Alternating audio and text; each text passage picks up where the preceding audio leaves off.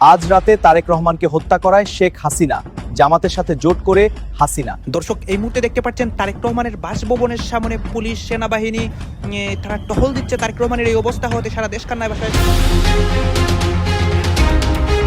এদিকে আজ গোপনে তারেক রহমানের খারাপ অবস্থা করে শেখ হাসিনা তার কর্মীদেরকে দিয়ে এবং জামাতের সাথে জোট করে বাংলাদেশে ধ্বংসলীলা করায় আজ রাতে। জামাত ইসলামী বিএনপিকে কঠিন চাপ দিয়ে, তারেক জিয়াকে চাপ দিয়ে চেপে ধরে যথেষ্ট লাইনে আনতে সক্ষম হয়েছে। জামাতের বিজয় শুরু। দর্শক, জামাত ক্যান ডু দ্যাট। নির্বাসনে থাকা শেখ হাসিনার প্রতিটি বক্তব্য ইউনূস সরকারের তীব্র প্রতিক্রিয়া, একটি গভীর রাজনৈতিক সংকট আমার কাছে মনে হয় তৈরি করে ইউনূসের ক্ষেত্রে। শেখ হাসিনা দিল্লি থেকে বারবার দলীয় নেতাকর্মীদের মাঠে নামতে বলছেন, কিন্তু দিন শেষে কাজ হচ্ছে না সে আহ্বানে। আওয়ামী লীগের নেতাকর্মীরা যেখানে শেখ হাসিনাকে একসময় মায়ের মতো মানত, তারাই কেন শেখ হাসিনার আহ্বানে মাঠে নামছেন না? খোদার কসম, বাংলার জমিনে এই জুলাই জঙ্গি এবং স্বাধীনতা বিরোধীদের সর্বশেষ শাবক ধ্বংস করে দেওয়া হবে।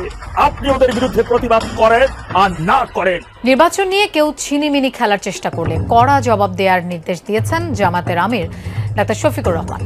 এখন বাংলাদেশ জুড়ে যখন এই নিয়ে ব্যাপক আলোচনা চলছে, তখন কিন্তু আবার এই প্রশ্নটা কেউ তুলছেন না যে এটা কি শুধুই জামায়াতে ইসলামীর ক্ষেত্রে। জামাতে ইসলামীর অ্যাকশন দেখে সারা দেশবাসী অবাক হয়। এদিকে আজকে শেখ হাসিনা জামাতে ইসলামীর সাথে পরিকল্পনা করে তারেক রহমানের খারাপ অবস্থা করে আজকে রাতে। দর্শক শ্রোতা, শেখ হাসিনা ভারতে বসে বিভিন্ন মিটিং করছে কিভাবে বাংলাদেশের মধ্যে অস্থিতিশীল পরিবেশ করা যায় এবং বাংলাদেশের নির্বাচনটাকে বাতিল করা যায়। আজকে শেখ হাসিনার পরিকল্পনা বাস্তব হয় এবং দেশে নতুন একটা পরিস্থিতি তৈরি হয়। এই মুহূর্তে তারেক রহমানের অবস্থা এবং দেশের রাজনীতির প্রেক্ষাপট যে উত্তাল হয়, ঢাকার অবস্থা, সবকিছুই আমরা ঘটনাস্থলে থেকে দেখাবো এবং এই বিষয় নিয়ে অনেকের আলোচনার মাধ্যমে যে নতুন তথ্য আসে, সেই আলোচনাগুলো এখানে ধারাবাহিকলি দেখাবো। শেখ হাসিনা দিল্লি থেকে বারবার দলীয় নেতাকর্মীদের মাঠে নামতে বলছেন, কিন্তু দিন শেষে কাজ হচ্ছে না সে আহ্বানে। আওয়ামী লীগের নেতাকর্মীরা যেখানে শেখ হাসিনাকে একসময় মায়ের মতো মানত, তারাই কেন শেখ হাসিনার আহ্বানে মাঠে নামছেন না? নির্বাচনের মাত্র 1.5 সপ্তাহ বাকি, অথচ এখনো কোনো সাড়া শব্দ নেই দেশের সবচেয়ে পুরনো এই দলটির। কেন আসলে কেন দাঁড়াতে পারছে না আওয়ামী লীগ? আওয়ামী লীগ কেন আজ পঙ্গু? তার উত্তর খুঁজতে খুব বেশি দূরে যাওয়ার দরকার নেই। গত 17 বছরের উন্নয়ন উৎসবের আড়ালে দলটির মেরুদণ্ড চিবিয়ে খেয়েছে একঝাঁক হাইব্রিড আর সুবিধাবাদী পরগাছা। শেখ হাসিনা দিল্লি থেকে যতই বার্তা পাঠান, সেই বার্তা মাঠ পর্যন্ত পৌঁছানোর মতো তার বা কানেকশনগুলো এখন সম্পূর্ণ বিচ্ছিন্ন। কারণ যাদের মাধ্যমে এই বার্তা পৌঁছানোর কথা, সেই নেতারা হয় পালিয়েছেন, নয়তো অর্জিত বিপুল সম্পদের পাহাড় বাঁচাতে প্রতিপক্ষের সঙ্গে গোপন আঁতাত করে বিলাসী জীবন কাটাচ্ছেন। গত 1.5 যুগে আওয়ামী লীগ রাজনৈতিক দল থেকে পরিণত হয়েছিল একটি লাভজনক ব্যবসায়িক প্রতিষ্ঠানে, যেখানে বিনিয়োগকারীরা সময়মতো মুনাফা তুলে সটকে পড়েছে আর দেউলিয়া হওয়া প্রতিষ্ঠানের দেনা মেটানোর দায় এসে পড়েছে নিচু স্তরের অসহায় কর্মীদের উপর। ক্ষমতায় থাকাকালীন আওয়ামী লীগে এমন এক দানবীয় সংস্কৃতির জন্ম হয়েছিল, যেখানে আওয়ামী লীগ পরিচয়টা লিজ দেয়া হয়েছিল নব্য ধনকুবের আর হাইব্রিডদের কাছে। দলটির দীর্ঘদিনের পরীক্ষিত নেতাকর্মীদের কোণঠাসা করে যে নব্য নেতাদের দাপট প্রতিষ্ঠিত হয়েছিল, তারা ছিল মূলত সুসময়ের কোকিল। এই হাইব্রিডরা ক্ষমতার 17 বছরে রাজপথের লড়াকু কর্মীদের কোনো পাত্তাই দেয়নি। উল্টো বিরোধী দলকে দমনের নামে তারা যে অমানবিক বাড়াবাড়ি আর লুটপাট চালিয়েছে, তার দায় এখন চুকাতে হচ্ছে গ্রাম বা শহরের একবেলা খেয়ে না খেয়ে থাকা সাধারণ কর্মীকে। অথচ ক্ষমতার জৌলুস ফুরোতেই এই নব্য নেতারা ভুল পাল্টে ফেলেছে। দল যখন একসময় বিরোধী দলে ছিল, তখন যারা মার খেয়েছে, জেল খেটেছে, ক্ষমতায় আসার পর তাদেরই সবচেয়ে বেশি অপমানিত হতে হয়েছে নিজ দলের টাকার কুমির নেতাদের কাছে। আর যখন দলের চরম দুর্দিন, তখন সেই অপমানিত লাঞ্ছিত কর্মীরা কেন ওই হাইব্রিড নেতাদের জীবন বাঁচাতে বা তাদের নির্দেশে রাজপথে প্রাণ দেবে? কর্মীদের সেই আবেগ আজ ঘৃণায় রূপ নিয়েছে। আওয়ামী লীগের দলীয় কাঠামোর দিকে তাকালে দেখা যায় এক ভয়াবহ ক্ষয়ের চিত্র। গত 1.5 যুগে দলটির প্রতিটি স্তরের কমিটি ছিল মূলত তোষামোদকারীদের পুনর্বাসন কেন্দ্র। রাজনীতিকে সুকৌশলে নির্বাসনে পাঠিয়ে সেখানে জায়গা করে দেওয়া হয়েছিল বিশাল বৃত্তের মালিক ব্যবসায়ীদের। 300 আসনের মধ্যে প্রায় 270টি আসনেই মনোনয়ন দেওয়া হয়েছিল হাজার কোটি টাকার মালিক ব্যবসায়ী আর আমলাদের। এই এমপি মন্ত্রীরা কোনোদিন রাজনীতি করেননি, তারা করেছেন টেন্ডারবাজি আর নিয়োগ বাণিজ্য। এদের বিরুদ্ধে যখনই দুর্নীতি আর ভয়াবহ অনিয়মের অভিযোগ উঠেছে, কেন্দ্র তখন অন্ধের ভূমিকা পালন করেছে। উল্টো এই লুটেরাদের সুরক্ষা দিতে গিয়ে দলটির হাইকমান্ড মাঠের ত্যাগী কর্মীদের সঙ্গে দীর্ঘদিনের আত্মিক সম্পর্ক ছিন্ন করে ফেলেছে। জামাত ইসলামী বিএনপিকে কঠিন চাপ দিয়ে, তারেক জিয়াকে চাপ দিয়ে, চেপে ধরে যথেষ্ট লাইনে আনতে সক্ষম হয়েছে। জামাতের বিজয় শুরু। দর্শক, জামাত ক্যান ডু দ্যাট। জামাতের সমালোচনা, আমিরে জামাতের বক্তব্য, সাদিক কায়েমদের থ্রেট যে কতটা কার্যকর, এটা এখন দেখছেন পদে পদে ক্ষণে ক্ষণে প্রমাণিত হচ্ছে। দর্শক, আমিরে জামাত এরকম একটা ক্রেডিট দাবি করেছেন, ইটস ট্রু। চাপে পড়ে গণভোট নিয়ে কথা বলছে একটি দল। এর মানে বিএনপি, তারেক রহমান সোফার অথবা 2 দিন আগ পর্যন্ত গণভোট নিয়ে কোনো কথা বলতো না, কিন্তু গোপন পরিকল্পনা ছিল, গোপনে তারা না ভোটের ক্যাম্পেইন করবে এবং না ভোট দিয়ে আসবে। কিন্তু জামাত, শিবির, সাদিক ক্যাম্পরা এমন ভাবে ধরেছে, আমিরে জামাত এমন ভাবে ধরেছে, বিএনপি বাধ্য হয়ে এখন গণভোট নিয়ে কথা বলছে, হা ভোটের পক্ষে বলছে। অতএব জামাত বিএনপিকে চাপে রেখে যে লাইনে আনতে পারে, এটা প্রমাণিত হলো। শুধু এটা না, এই যে আমিরে জামাতের এক্স হ্যান্ডেল হ্যাক করেছে, যার সাথে বিএনপি কিংবা তারেক রহমানের সংশ্লিষ্টতা আছে, কিন্তু বিষয়টা জামাত এমন ভাবে ডিল করেছে যে বিএনপির গলা শুকিয়ে গেছে। বিএনপি পদে পদে ধরা খেয়েছে, তারা যে পরিকল্পনার সাথে জড়িত, কিন্তু স্ক্রিপ্ট দুর্বল ছিল, এই কারণে মিছিল করতে দেরি করেছে, কর্মসূচি ঘোষণা অমুক তমুক, এগুলো খুব সহজেই বোঝা যায় যে এর সাথে বিএনপি জড়িত। বিএনপি নোংরা রাজনীতি করছে, জামাতকে নারী বিরোধী হিসেবে ফ্রেমিং করতে, সম্ভাব্য প্রধানমন্ত্রীকে আটকাতে, এগুলো কোনো কিছুতেই কাজ হবে না। ওটা সাদিক কায়েমের বিরুদ্ধে, মনে আছে? এটা কি যে আমার কেমন জানি সেই সাদিক কায়েমদের ঘটনার সাথে আমি মিল পাচ্ছি। সাদিক কায়েম ভিপি হওয়ার আগে আগে এই সাদিক কায়েমরা শিবির, নারী বিরোধী, নারী বিরোধী, নারী বিরোধী, এই জিকির করা হয়েছে। কিন্তু জিকির করতে করতে দেখা যাচ্ছে যে ঢাকা বিশ্ববিদ্যালয়ের নারী শিক্ষার্থীরা শিবিরকে যেভাবে ভোট দিয়েছে, এটা ছিল নজিরবিহীন। খোদার কসম, বাংলার জমিনে এই জুলাই জঙ্গি এবং স্বাধীনতা বিরোধীদের সর্বশেষ শাবক ধ্বংস করে দেওয়া হবে। আপনি ওদের বিরুদ্ধে প্রতিবাদ করেন আর না করেন, আওয়ামী লীগ আজ না হোক কাল ফিরে আসবেই, এবং ফিরে আসার পরে প্রতিটা জুলাই জঙ্গি এবং এই স্বাধীনতা বিরোধী, এই জামাতের সর্বশেষ রাজাকারের শাবক, তার অক্সিজেন এই বাংলার জমিনে সারা জীবনের জন্য মুছে ফেলা হবে। এই বাংলার জমিন, এই আসমান তাদের জন্য হারাম করে দেওয়া হবে, বাংলার এই মানচিত্র। মনে রাখবেন, আপনি যদি একজন প্রকৃত মুসলমান হন, অন্য ধর্মের লোক হন, তাহলে ওদের বিরুদ্ধে প্রতিবাদ করা আপনার সেই ধর্মের ইমানি দায়িত্ব বলে আমি মনে করছি। আজকে থেকে 1000 বছর আগে নবী করিম সাল্লাল্লাহু আলাইহি সাল্লাম তিনি বলেছেন, শেষ জামানায় জমিনের বুকে এক শ্রেণীর আলেমের আবির্ভাব হবে, যারা দিনের আলোয় মুসলমানদের মাঝে হারাম হালালের ওয়াজ নসিহত করবে, আর রাত হলে পর নিজেরা মদ খাবে আর নারীদের সাথে বেবিচার করবে, যার সবকিছু এখন এই স্বাধীনতা বিরোধী, এই জামাত ইসলাম নামক, ইসলাম তাদেরকে বলা যাবে না, এই সংগঠনের, এই স্বাধীনতা বিরোধী এই সংগঠনের আজকে লোকের মধ্যে সেগুলো বিদ্যমান। দেখেছেন ওদের এই সাদা মূলা, ওদের এই সাদা শয়তানটা সেই কি বলে, ওরা দল ক্ষমতায় আসলে এবার কেরু অ্যান্ড কোম্পানিকে উজ্জীবিত করা হবে, অর্থাৎ বিয়ারের মদের সেই কোম্পানিকে তারা উজ্জীবিত করবে, তারা হালাল পতিতালয় বানাবে।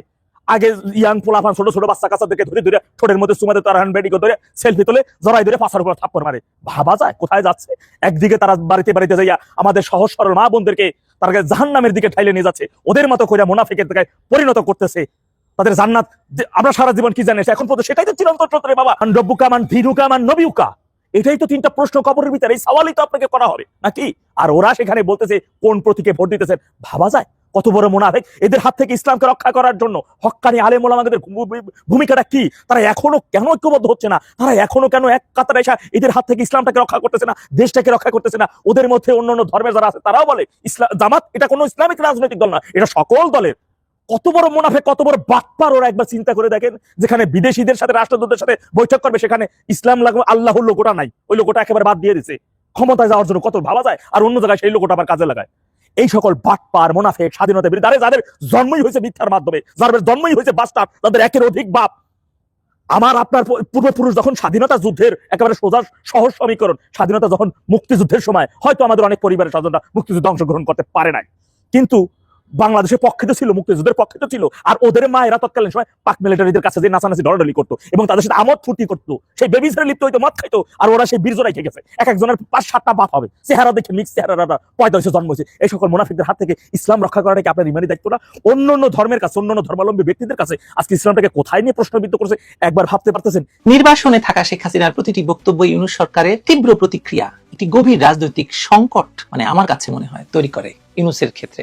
অ্যাসোসিয়েটেড প্রেসকে দেওয়া এবং তার সাম্প্রতিক যে সাক্ষাৎকার সমূহ, দিল্লিতে প্রদত্ত ভাষণের পর বাংলাদেশ সরকারের যে উত্তেজনা এবং ক্ষোভ প্রকাশিত হয়েছে, তা প্রমাণ করে যে শেখ হাসিনার কথায় এখনো কি পরিমাণ রাজনৈতিক শক্তি আছে।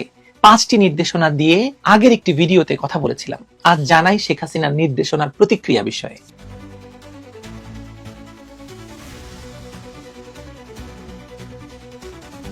ইউনূস সরকারের কম্পনের মূল কারণটি বুঝতে হলে শেখ হাসিনার কৌশলগত অবস্থানের দিকে তাকাতে হবে।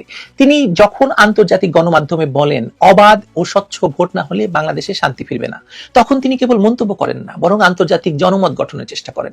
এই বার্তা পৌঁছে যায় যুক্তরাষ্ট্র, ইউরোপ এবং আন্তর্জাতিক সম্প্রদায়ের কাছে, যারা বাংলাদেশের নির্বাচনী প্রক্রিয়া পর্যবেক্ষণ করছেন। ইউনূস সরকার জানে এই বার্তা তাদের আন্তর্জাতিক সমর্থনের ভিত্তিকে একেবারে শেষ করে দেবে। হাসিনার দেশের জনসংখ্যার একটি উল্লেখযোগ্য অংশকে ভোট দিতে দেওয়া হচ্ছে না, এই বক্তব্য ইউনূস সরকারের গণতান্ত্রিক বৈধতার মূলে সবচেয়ে বড় আঘাত। আওয়ামী লীগকে নিষিদ্ধ করে নির্বাচন করার সিদ্ধান্তটি যে কতটা বিতর্কিত তা এই একটা বাক্যে স্পষ্ট হয়ে যায়। যে সরকার সকলের অংশগ্রহণে নির্বাচনের প্রতিশ্রুতি দিয়েছিল, তাদের জন্য এই প্রশ্নটি অত্যন্ত বিব্রতকর। আরো গভীর চিন্তার বিষয় হলো, হাসিনা যখন বলেন প্রতিষ্ঠানগুলিকে অবৈধ করা হচ্ছে, তখন তিনি ইউনূস সরকারের সংস্কার কর্মসূচিকে অবৈধ আখ্যা দেন। অন্তর্বর্তী সরকার যে পুলিশ, প্রশাসন, বিচার বিভাগ এবং অন্যান্য রাষ্ট্রীয় প্রতিষ্ঠানে ব্যাপক পরিবর্তন এনেছে, সেগুলোকে তিনি অবৈধকরণ বলে অভিহিত করছেন। এই অভিযোগ যদি জনমনে গেঁথে যায়, তাহলে সরকারের বৈধতা প্রশ্নের মুখে পড়বে এবং পড়েছে। দিল্লিতে হাসিনার ভাষণের পর বাংলাদেশ সরকারের যে ক্ষোভ প্রকাশিত হয়, তা দুর্বলতা আসলে। বিদেশ মন্ত্রকের বা পররাষ্ট্র মন্ত্রণালয়ের বিবৃতিতে যখন বলা হয় হাসিনার ভাষণ বাংলাদেশের গণতান্ত্রিক পথে ফেরার চেষ্টাকে বিপন্ন করবে, তখন মানুষ হাসে আর প্রশ্ন তোলে, যদি তাদের অবস্থান দৃঢ় হতো তাহলে একজন নির্বাসিত নেতার কথায় এত উত্তেজিত হওয়ার কি আছে? তার মানে শেখ হাসিনার কথার তো মূল্য আছে সারা পৃথিবীতে, এটাই তারা জানে এবং বোঝে। এ কারণেই তাদের ভয়ে থরে হরিকম্প অবস্থা। ইউনূস সরকারের আসল সমস্যা হলো তারা হাসিনার রাজনৈতিক প্রভাব নিয়ন্ত্রণ করতে পারছে না। প্রত্যার্পণ চুক্তির আওতায় তাকে ফিরিয়ে আনার দাবি জানিয়ে তারা কূটনৈতিক চাপ সৃষ্টির চেষ্টা করছে, কিন্তু ভারতের অবস্থান স্পষ্ট, তারা হাসিনাকে নিরাপদ আশ্রয় দিয়ে রাখবেন।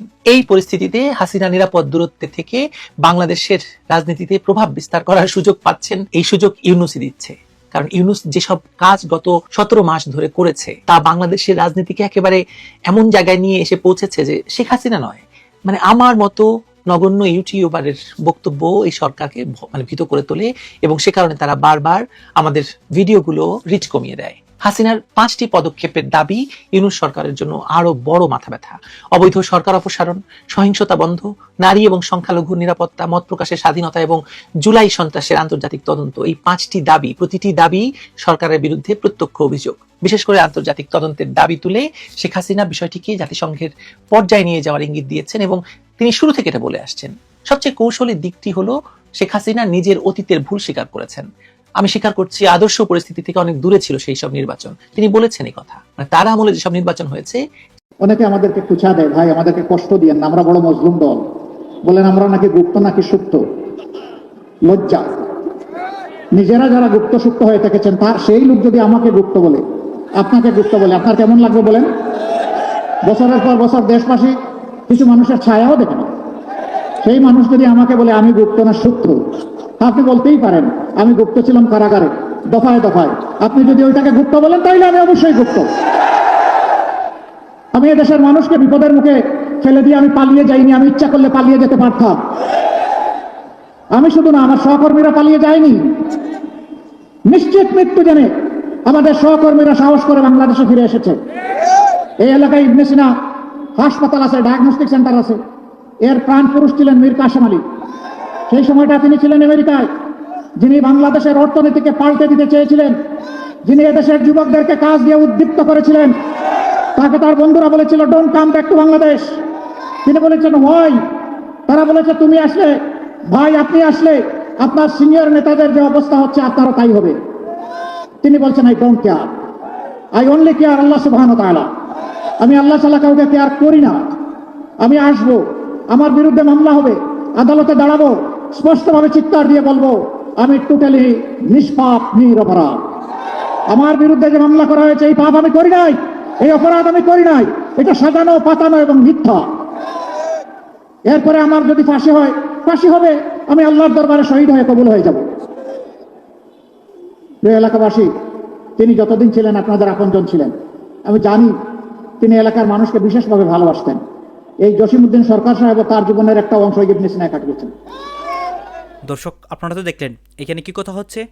অনেকেই অনেক কথা বলতেছে, বিশেষ করে এইখানে জামাতে ইসলামের বিভিন্ন অবস্থা এবং তারেক রহমানের অবস্থা বা শেখ হাসিনা যে বিভিন্ন পরিকল্পনা করতেছে ভারতে বসে এবং শেখ হাসিনার বিষয় নিয়ে যে অনেক প্রতিবেদন হচ্ছে বাংলাদেশের নিউজে, এইগুলা আপনাদেরকে দেখানোর চেষ্টা করেছি। দর্শক শ্রোতা, এই বিষয়গুলা দেখে এবং দেশের রাজনৈতিক প্রেক্ষাপট নিয়ে আপনাদের মন্তব্য কী? দর্শক শ্রোতা, আপনাদের মন্তব্যটা অবশ্যই আপনারা আমাদের কমেন্ট বক্সে লিখে যাবেন। আর হ্যাঁ, এতক্ষণ আপনাদেরকে আমরা যা কিছু দেখিয়েছি সব কিছু আমরা সোশ্যাল মিডিয়া থেকে সংগ্রহ করেছি। এখানে আমাদের নিজস্ব কোনো মন্তব্য নেই বা আমাদের নিজস্ব কোনো সিদ্ধান্ত নেই। সর্বশেষ আপনাদের কাছে আমাদের একটা রিকোয়েস্ট থাকবে, আপনারা আমাদের চ্যানেলে নতুন দর্শক হয়ে থাকলে চ্যানেলটি সাবস্ক্রাইব করবেন এবং পাশে থাকা বেল বাটনটি বাজাবেন, যাতে করে নেক্সট ভিডিওটা সবার আগে আপনাদের কাছে পৌঁছে যায়। ধন্যবাদ।